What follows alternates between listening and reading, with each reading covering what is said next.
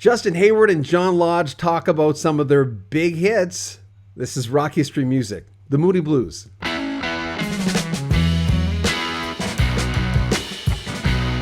The Moody Blues were a British rock band formed in Birmingham, England in 1964, having enjoyed a diverse and influential career spanning several decades. Their music certainly has evolved through the years, with different eras that mark distinctive lineups and musical styles. The band's history can be broadly divided into three eras: the early years with Denny Laine, the classic era with Justin Hayward and John Lodge, and their comeback in the 1980s. The early years, 1964 to 1966. The Moody Blues were originally formed by Denny Laine on vocals and guitar, who would later, after this short stint, be a longtime bandmate with Paul McCartney and Wings. Mike Pinder, keyboards and vocals, Ray Thomas on flute and vocals, Graham Edge on drums, and Clint Warwick on bass. Their early sound was rooted in R&B, and they gained initial fame with their hit Go Now in 1964. The tune topped the UK charts and reached number 10 in the US. This period was marked with their energetic live performance and a series of R&B singles, but the band's first album, The Magnificent Moodies in 1965, failed to make a major impact. So Denny Laine left in 1966. The classic era, 1966 to 1978. The departure of Laine and Warwick led to the recruitment of Justin Hayward on vocals and guitar and John Lodge on bass and vocals, setting the stage for a new Moody Blues, their most successful and influential period. With the new lineup solidified, the band moved towards a more symphonic rock sound, incorporating orchestral elements and complex arrangements. Their landmark album, Days of Future Past, in 1967, featured the London Festival Orchestra. It fused rock and classical music in a very innovative way. The album included Nights in White Satin and Tuesday Afternoon, which became timeless classics. And this success established the Moody Blues as a pioneer in progressive rock. In fact, Days of Future Past has been given the distinction by many as the first prog album of all time.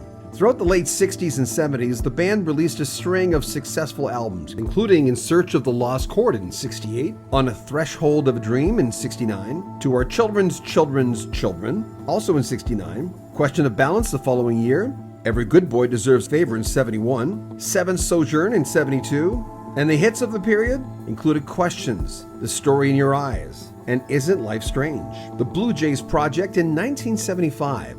During a hiatus in the mid-70s, Justin Hayward and John Lodge released an album as a duo called Blue Jays in 75.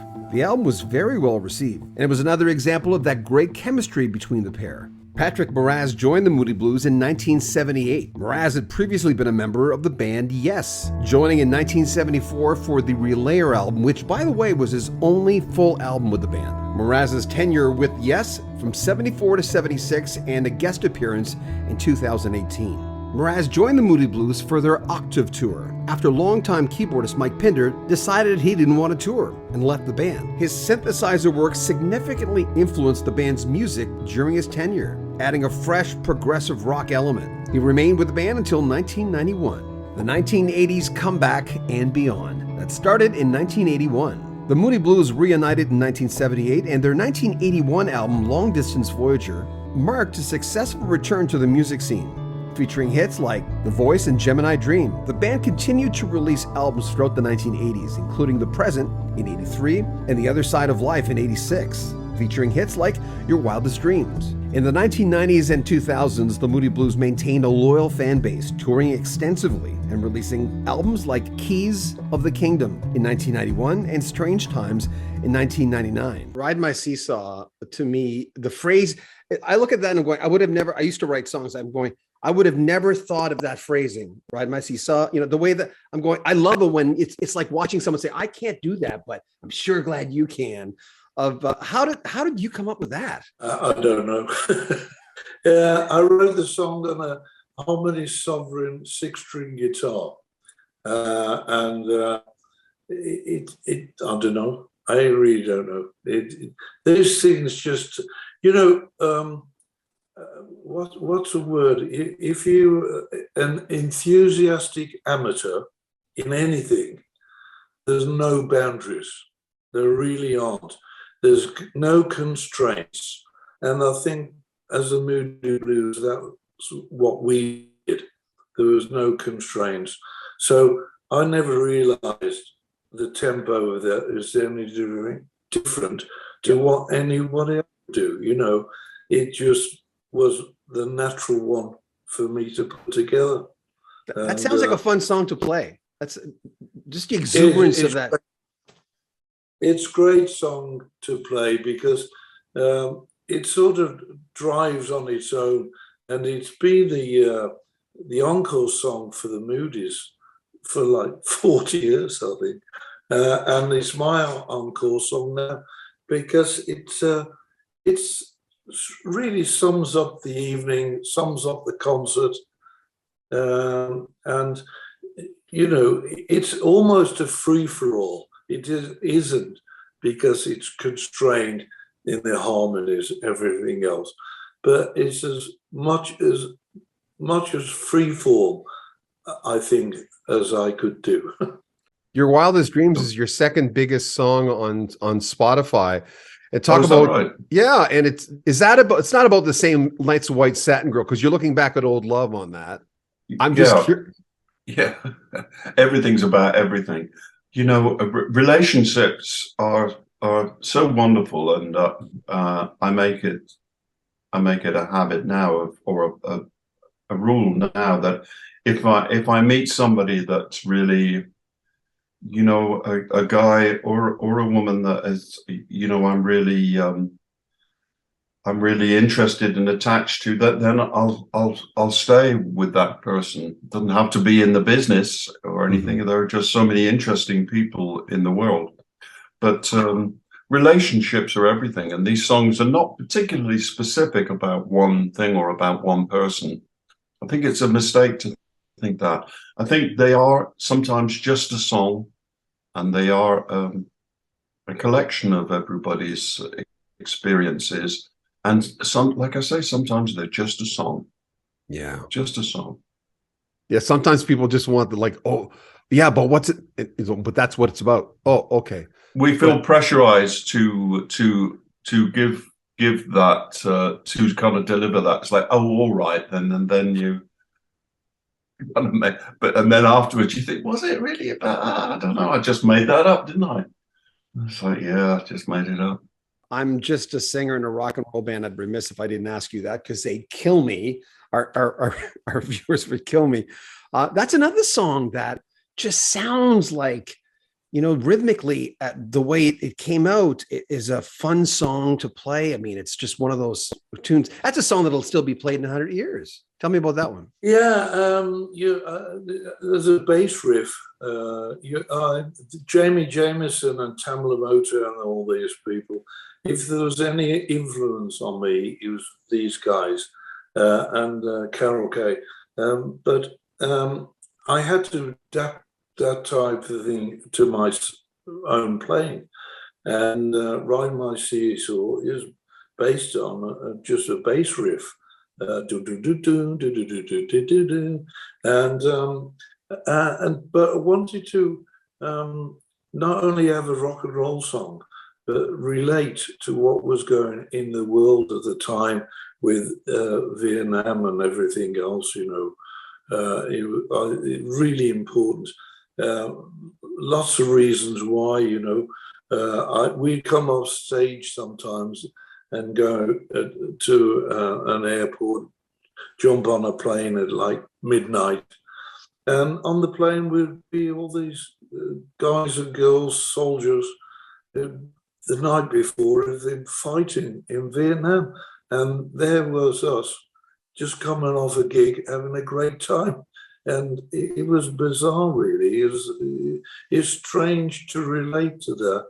And I wanted to put that in a song. Also wanted to put the fact I remember coming off on tour and going on tour in America, going to my home, and there's a whole lot of people asleep in my front yard, in my front garden. And I said, what's happening? And they said, well, you're going to be flying the captain in the spaceship, which is going to save the world. And I said, I have to tell you, I actually don't like flying. So there's no way I'm going to be flying anything. But I realized what was going on. People are thinking the Moody Blues and other musicians had all the secrets to the world's problems. And I wanted to say, no, I'm just like you. I'm a singer in a rock and roll band. We're all just singers in a rock and roll band. What was your reaction to the Rock and Roll Hall of Fame? Oh, well, I think I think for the mood for our fans of people who like the music, it was a real validation of